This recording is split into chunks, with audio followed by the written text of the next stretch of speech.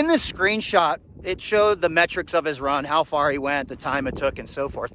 But the one thing that really stood out to me, and it was somewhat alarming from a coach standpoint, is his average heart rate. Welcome to Endurance Awakened, where we help you discover or rediscover your inner strength through fitness and endurance training. My name's Jeff, and this post this morning, you guys, it was actually really cool. I'm gonna warn you ahead of time in this video, there's gonna be some distractions because I have some dogs with me. We're out on the trails getting a run in. These guys are a little bit wild, but I decided to slow down, and I have one that has to remain on a leash. All right, so let's get to this post. Let me preface this, and I'll tell you what that was in a second, because it was way too high for getting started with training. 5K, 10K, half marathon, that you don't want your heart rate this high.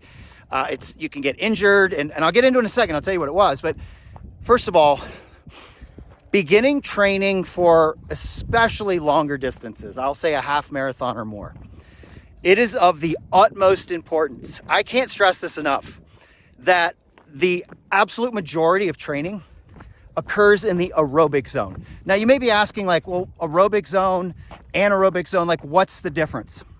Well, here's the deal. In the aerobic zone, which is going to be on the lower end of things, you're burning fat for fuel, which means we have more fat stores in our bodies than, of course, we do sugar stores.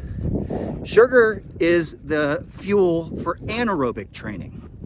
So, and here's a side note. You'll see if you want to lose weight, this is absolutely for you as well. You have to stay in the aerobic zone. Getting on the treadmill, getting out and running and busting your ass and having a super high heart rate is not. It's actually counterproductive. And it's the easiest way to get yourself hurt. So the biggest takeaway in this video is staying in the aerobic zone. And I have a booklet down below in the description that explains exactly how to do this, exactly how to get your numbers, because it's going to be different for everybody. But I'll give you this real quick.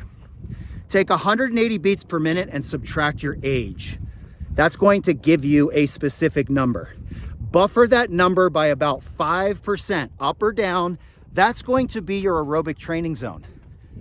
Now, the older we get, the lower that number gets, which can be very confusing, especially for some people that are older, above the age of 50, like myself, and they start running at 130 beats per minute, and it's very confusing for them because they have to slow down and walk, right? So in order to determine your current level of fitness and what your aerobic zone is and where you should be, use that math. Okay, so for me at 54 years old, I take 180, I minus 54, I'm 126. If I buffer that by 5%, that puts me up into the low 130s. That's where I should be in the majority of my aerobic training. I should be able to carry on a conversation. I shouldn't be huffing and puffing. I should be challenged. But when you do your time trial, which is what I've explained in the ebook down below that I wrote, you're gonna have a baseline, and then you're gonna retest in a month. So the bottom line here, and the biggest message for this video is, what was his heart rate? It was 158 beats per minute. That was his average. So part of his run, it was above that. And yes, part of it was lower than that, but my guess is it wasn't a whole lot lower, which means the majority of that workout was in the anaerobic zone.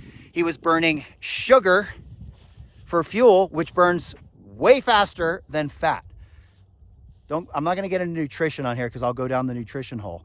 But just know, again, the biggest takeaway is, hopefully you don't see my dog, he just was taking a poop, is to stay in the aerobic zone. Get the ebook down below. Thank you guys so much for watching. If you haven't liked the video, you know what the deal is. Subscribe to the channel. I'm here to help you guys. I'm gonna be sharing more and more resources and more videos to help you guys get more fit and really rediscover or discover your inner strength, what you're really all about. And a lot of it's through fitness. At least it's been for me in my entire life. So thanks again for watching, you guys. And until next time, see ya.